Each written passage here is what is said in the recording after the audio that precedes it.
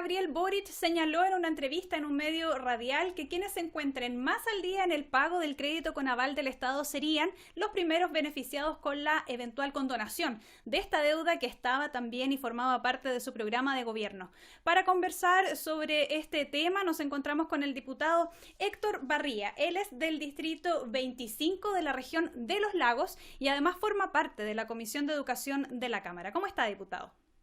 Hola, muy bien, muchas gracias. Y aquí atento también y disponible para contribuir a esta propuesta que está en el programa del gobierno del presidente Gabriel Boric y que esperemos que se empiece también o existan las instancias en las cuales podamos hacer nuestros aportes.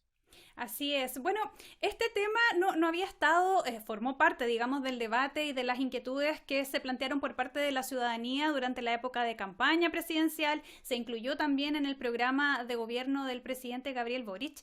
Y hoy, hace algunos días, está entonces esta declaración en una entrevista radial en donde él señala que la condonación tiene que ser gradual.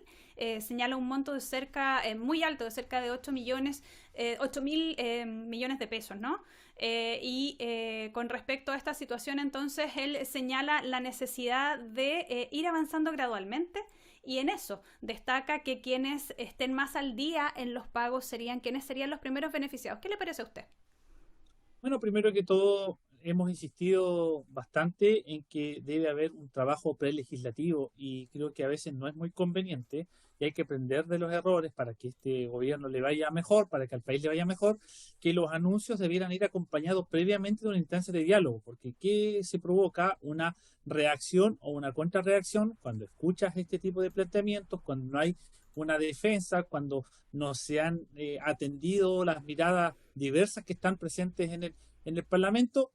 Una muy buena idea se puede transformar, ¿verdad?, en algo que no logra la factibilidad en el futuro. Así que esperemos que este debate parta cuanto antes, no solamente a través de los medios de comunicación, sino que también en la Comisión de Educación, para que además cuando uno va a sus semanas digitales pueda traer los aportes o las ideas desde la comunidad. En esa línea, durante estos 2 meses que lleva el presidente Gabriel Boric en La Moneda, se ha generado una modalidad de tender diálogos, ¿no? Por ejemplo, para la reforma previsional se tendió diálogos, también para este tema que se está analizando con respecto a la situación del ingreso mínimo, también hubo diálogos con diferentes sectores para ver de qué manera, ¿no?, se alcanza una viabilidad y un respaldo previo al debate legislativo que puede facilitar también que estas leyes salgan más rápido. En esa línea, me imagino que considera también que puede ser necesario establecer diálogos, sobre todo con la CONFECH, que señalaban que estas declaraciones les pilló de sorpresa. No, sin duda, creo que ha ido mejorando, eso que no quepa duda. En la reforma del ingreso mínimo se estableció unas reuniones con la CUT, pero faltó la UNT, la CAT, por ejemplo, otras confederaciones de trabajadores.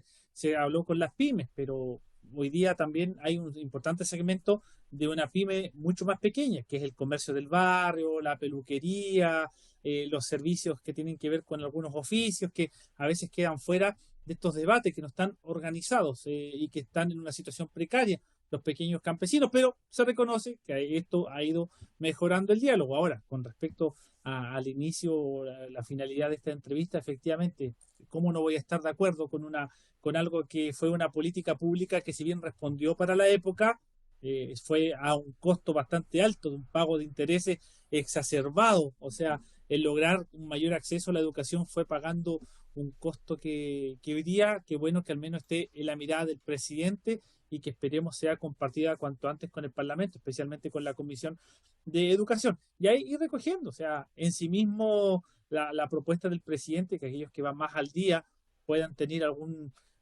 ofertón de que paguen rápido, que haya una disminución de intereses, me parece importante, pero al mismo tiempo también tenemos que hacernos cargo de qué va a pasar con aquellos muchas y muchos estudiantes, hoy día ya adultos con familia, que tienen que asumir otros costos, con aquellos que no terminaron sus carreras, con aquellos que se retrasaron por motivo de la pandemia o porque no tuvieron trabajo. Hay que colocarnos en diversos elementos. El presidente señaló uno con mucha fuerza, creo que es una señal importante, pero hay que considerar otro tipo de situaciones, porque además uno recoge en la calle con algunos profesionales que están con el CAE y nos señalan qué buena la medida de poner atención, pero yo me atrasé un par de meses y es como volver a empezar de nuevo. Yo quiero, más que sea el CAE, no sé, no nos dejen sin pagar el CAE. Si me ofrecen, si debo 10 años y me dicen, ¿saben qué? Usted va a pagar 5, buscaré la fórmula de pagar esos 5 y no estar pagando 10 años. Que se abra el debate y estaremos disponibles para hacer las indicaciones necesarias. Diputado Héctor Barría, de acuerdo a lo que señaló también el mandatario en esta entrevista, en cuanto a cifras, creo que antes dije 8.000 millones de pesos, era de dólares, obviamente, y también señala que si se suman los créditos Corfo y los créditos del Fondo Solidario, esta cifra aumenta a cerca de 12.000 millones de dólares. Sin duda, él también al hacer referencia a los montos que significa la condonación de esta deuda, hace también un enganche con la reforma tributaria. Y ahí puede llegar a ser un tema complejo, porque finalmente puede incluir, por ejemplo, cierta presión en algunos sectores que para poder financiar algunas iniciativas que son una demanda sentida por parte de la ciudadanía, se tenga que aprobar una reforma tributaria que quizás complica, ¿no?, el debate legislativo y por lo tanto la celeridad en que estas normas que están, estas propuestas que están en el programa finalmente se lleven a la ejecución. No, efectivamente, el asunto es que al parecer la política que se está instalando hoy día en nuestro país de diversos sectores, no solamente una responsabilidad del gobierno, que sin duda tiene una mayor responsabilidad, porque cuando se trata de presupuesto, el gobierno es quien tiene la exclusividad en este tipo de materia, pero el estar votando, discutiendo proyecto, idea tras idea, y no formar parte de un plan integral, de una mirada de la reforma completa, creo que podría generar algunas distorsiones que tú señalabas. Por ejemplo, el ver aisladamente a futuro las 40 horas, el ver aisladamente el ingreso mínimo, sin el impacto de la inflación o sin otro tipo de materia, el ver el modelo educacional que está provocando algunos problemas, por ejemplo, la aplicación de los sistemas locales de educación pública en diversas partes, luego este tema del CAE sin una señal clara para el crédito universitario. Eh, Creo que hay que apelar un poco a la mirada más global, más holística de este tipo de materias para no estar haciendo una cosa y resulta que los impactos fueron tan fuertes en cierta área para terminar legislando y andar parchando. Creo que esos son algunos problemas que tenemos presentes el día de hoy, pero en la política en general, el estar muy pendiente de qué aparece como fuerza en las redes sociales y para ahí inclinamos nuestra mirada más allá si va a ser positivo a mediano y a largo plazo. Sí, diputado, en esa misma dirección, porque una cosa es con quienes ya realizaron sus estudios a través de este mecanismo en donde entra la banca y el principal punto ahí y la crítica que se realiza es que existe una demanda por el fin al lucro en educación. Sin embargo, hay muchas personas que no están endeudadas directamente con el Estado, sino que con privados, y ahí viene la complejidad.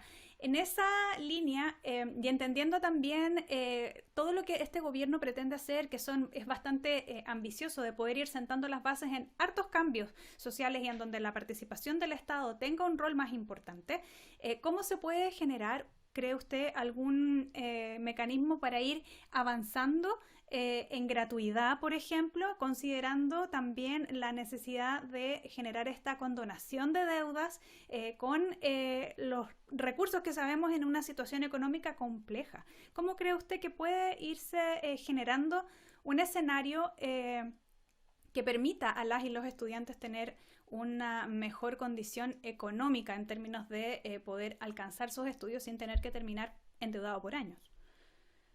No, sin duda, creo que hay que ir avanzando en gratuidad, pero al mismo tiempo es algo que nos enseñaron desde súper chicos, que en la medida que tienes ciertos derechos, tienes que tener ciertos deberes. En el sentido, si hay acceso a la gratuidad, tiene que existir algún compromiso de apoyo al Estado, al gobierno, a los municipios, los profesionales que estudien bajo el concepto de gratuidad, hay que devolver la mano. Yo creo que eso debe ir correlacionado, no solamente una mirada social para el derecho y una mirada liberal o neoliberal con respecto al deber. Debe tener una sintonía, debe haber, reitero, un acuerdo en este tipo en este tipo de materia. Y por otro lado también el incentivo al que paga me parece positivo de parte del presidente Boric, lo recalco, pero hay que sumar las otras realidades cuanto antes y promover, reiteramos, ¿verdad?, el acceso a la educación. La educación es el único elemento que promueve un ascenso social o que uno mismo pueda ser dueño de su destino y no depender del Estado, del municipio.